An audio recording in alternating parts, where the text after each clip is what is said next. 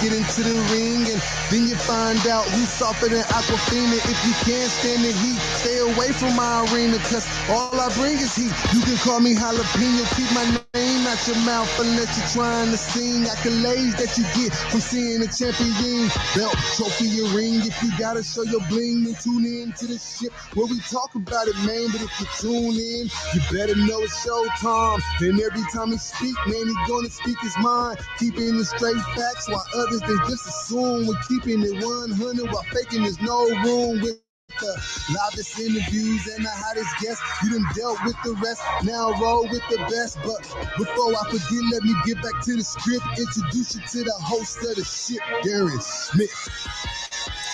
Welcome to the ship. We are live, day 4 of the ship, brought to you right here on Radio Row.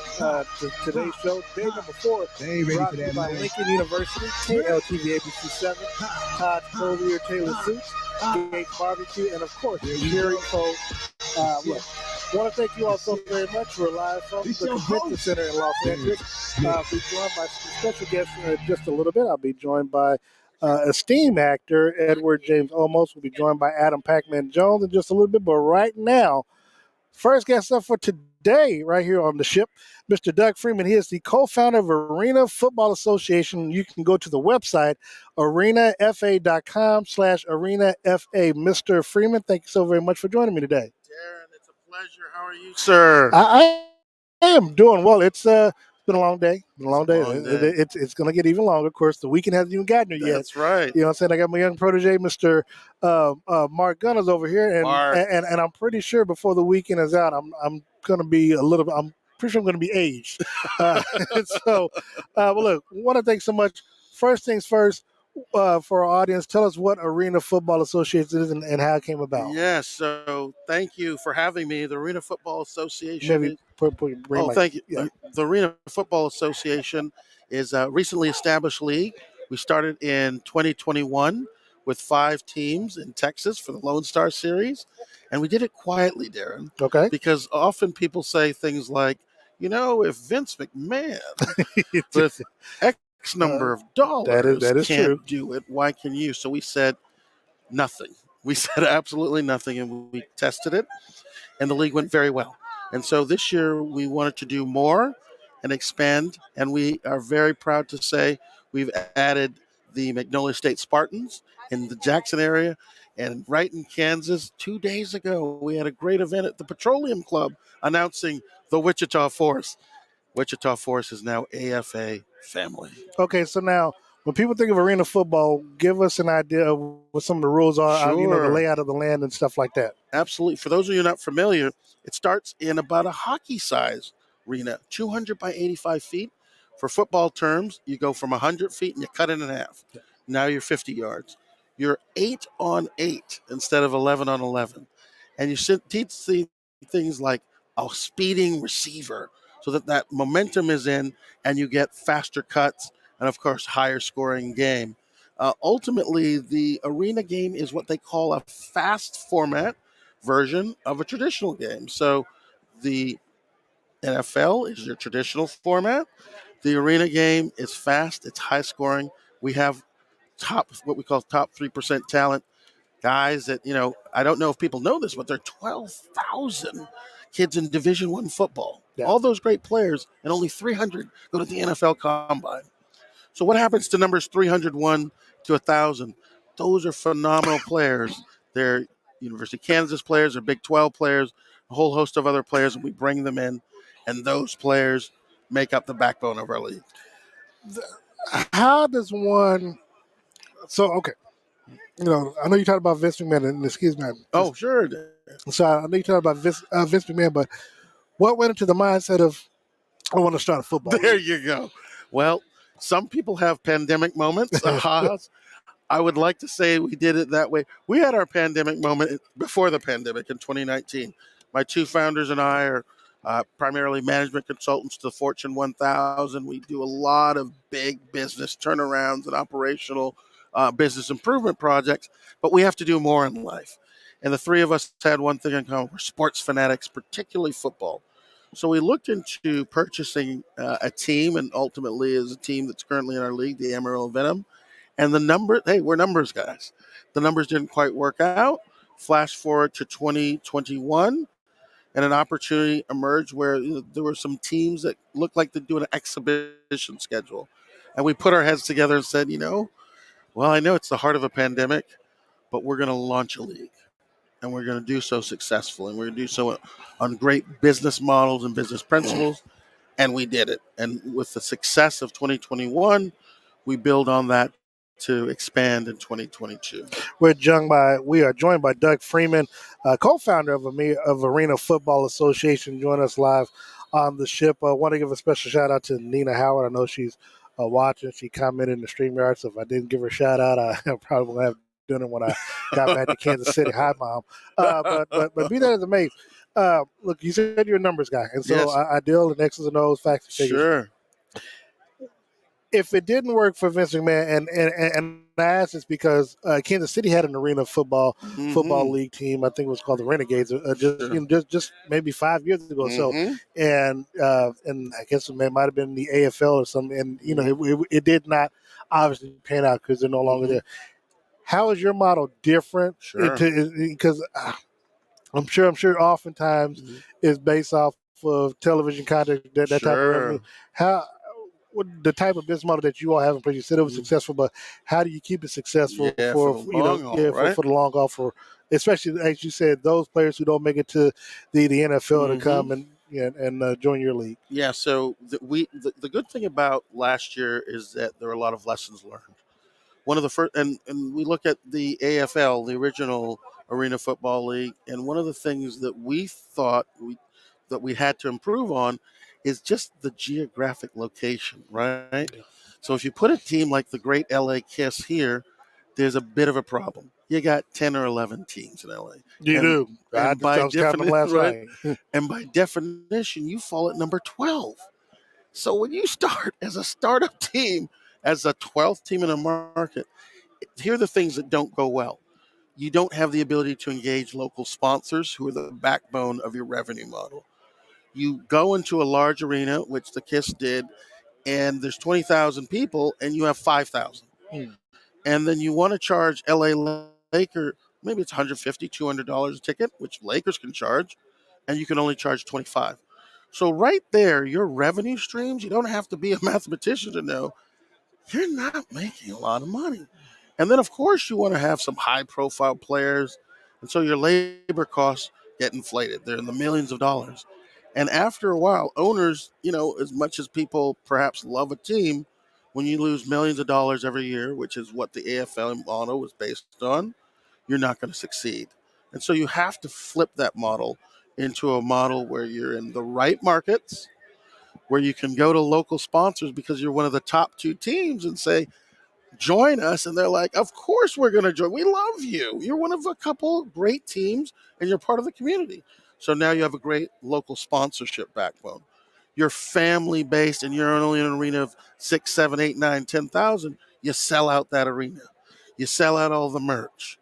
You're well known in the community. Now these are the ingredients. And of course you have to think things strategically. You don't want to fly from Wichita to even Billings, Montana. That's $1,000 ticket. So you do it in busable clusters and you make things economical. So if you can make those business model adjustments, we have a saying the business model actually wins the game. We love our fans, we love staff, we love players, but if you don't get that business model right, you won't be around for what we call AFA 2030, where our expectation is to grow at a certain level, and AFA 2050, which is the global business plan. You all, out of the three co-founders, all African Americans. Yeah, you have a woman served as executive vice president for the league. How important was that business model when you all formed the league? Our mission is to be a Big Six sports league, so right next to MLS, but founded on the pillars of diversity, equity, and inclusion. And so that's from top to bottom. That's at the staff level. That's our referee base, our vendors. It's engaging the community and investing in the community. We want to have opportunity for all.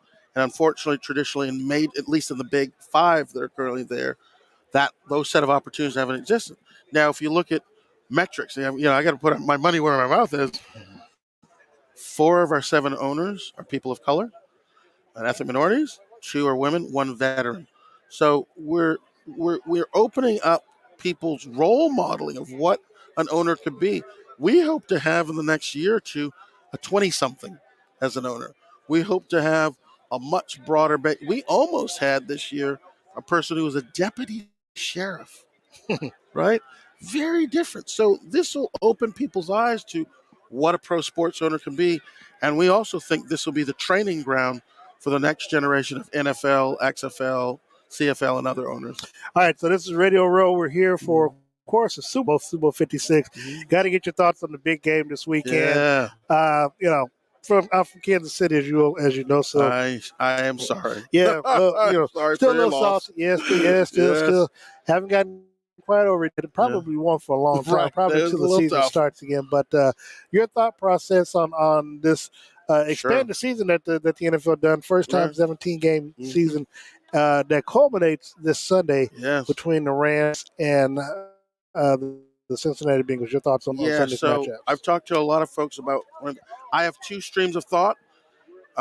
Option 1, I think it'll be a blowout, and that would be a 42-21 score, 42-20, and that would be a Rams win.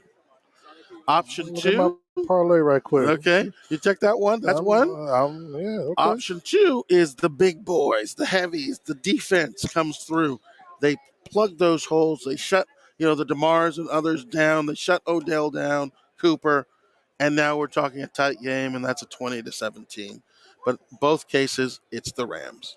Really? Both cases, it's the Rams. You don't see now, mind you, now you've had a team Mm-hmm. from the Bengals knocking off the Titans, going into Kansas City, knocking off the Chiefs.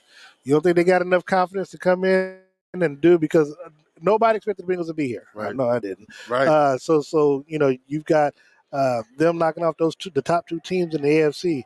You don't think that gives them confidence going into Sunday's game? I think they have phenomenal confidence. I love their coach. I love Joe Burrow. I love DeMar. I love everything they do. They're a workman-like team. But the challenge that we have when you're talking about a team like that is who you're going against. And what I like better is Sean McVay. This is a man that's gone through a Super Bowl. I think if I'm a Sean McVay, I've been thinking about this opportunity for a very long time, what I'm going to do differently, how I'm going to get back. I think that experience is going to translate well to settling the players down. And I think, to be brutally honest, Sean, in a year with his quarterback, basically has been unstoppable. Yes, he had more losses than we probably would have anticipated for the Rams, but he forecasted that Matt Stafford would fill the gaps for what his kind of offense will need. So you've got the power of that Stafford-based offense.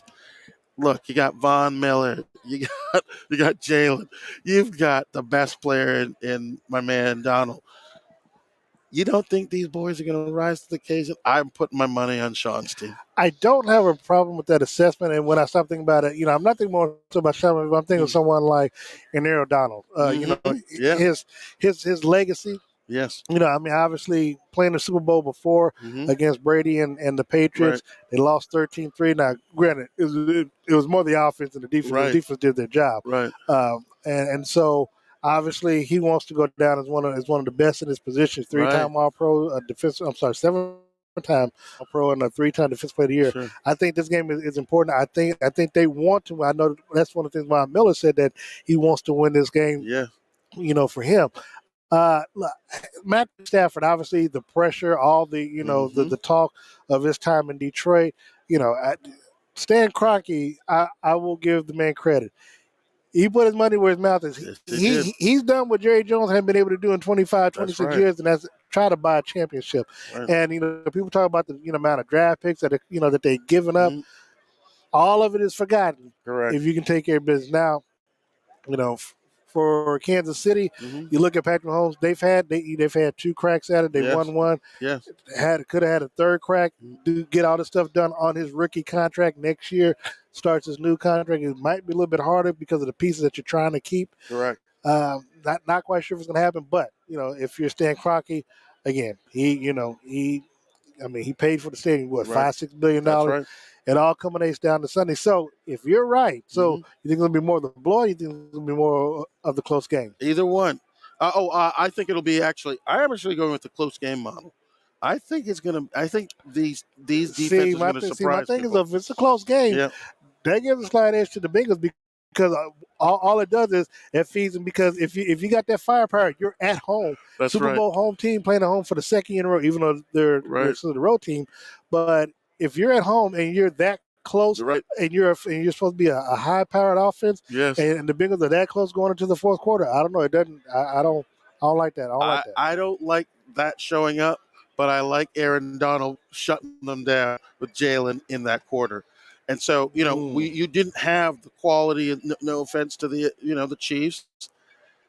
Your defense did a great job for the game, but you don't have the Jalen's. You don't have the Bonds, and those are the kind of They players. need the Jalen if you got Patrick Mahomes. That's the Right. problem. Well, that's That's right. the flip Right. side. That's right.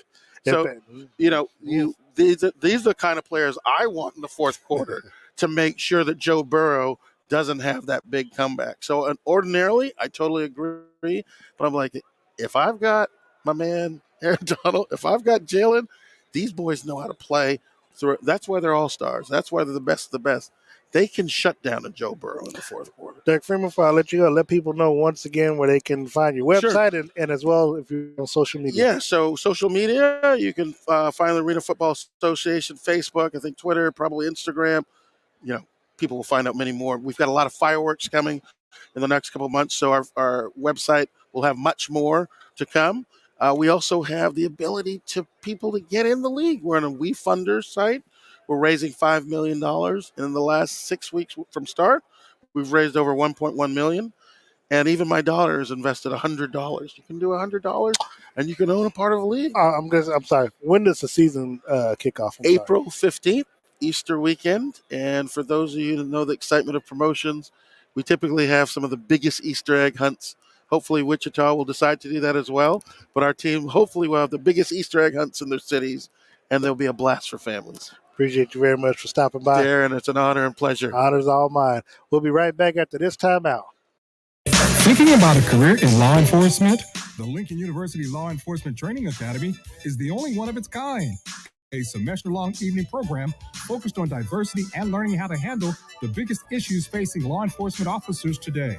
We train recruits to be community-oriented police officers. You'll graduate with confidence, ready to meet the needs of our communities. Located in Jefferson City, Missouri. Learn more at lincolnu.edu. As you prepare for the big game, enhance the flavor of your foods. Serve up Gates sauce and seasonings made with fresh and flavorful ingredients. It's better for your meats, potatoes, vegetables, soups, and salads, and it's better for your plate. It's so good, and it's gluten-free.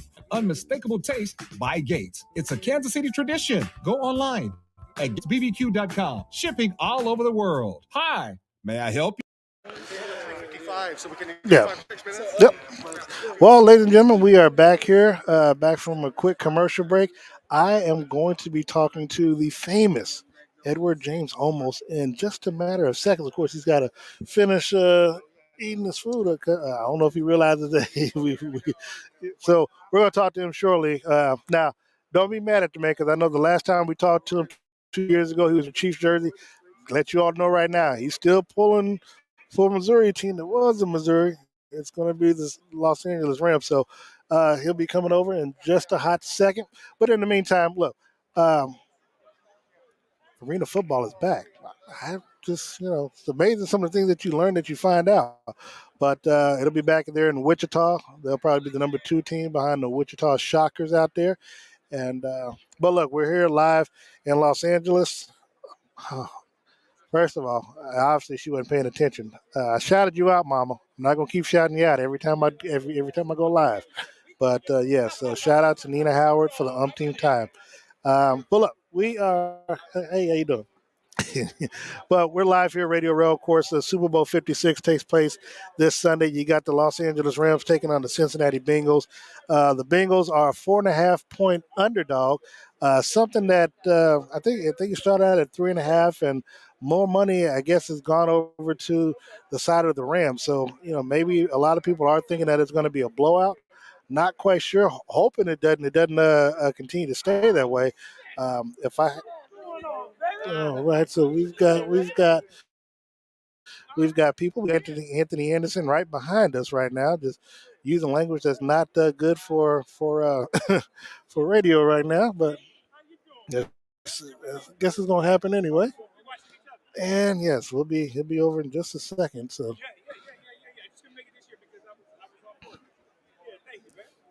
oh snaps! The other guy from the Mayans. Now I feel bad because I can't think of the guy's name, but these are yeah, they're coming right over here too. As soon as he gets to taking that picture with Anthony, and this is pretty cool. I got to get my man's name. Ah, man, I'm sorry. I know this is live. This is kind of yes. Okay. Ah, man, these are the things that we do. So we got actors from the Mayan. Man, let's see what we got here. I know, hey, when Anthony Anderson is.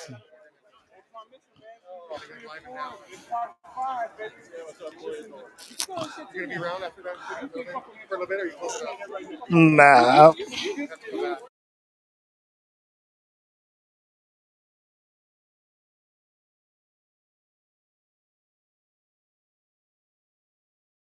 This is what we're gonna do. We're gonna take a quick time out. We're gonna make quick. Sure, if he comes through. Yeah, if he wants to. Oh Lord. Okay, we'll take a quick time out. We're gonna come back, and when we do, we'll be joined by Edward James Olmos.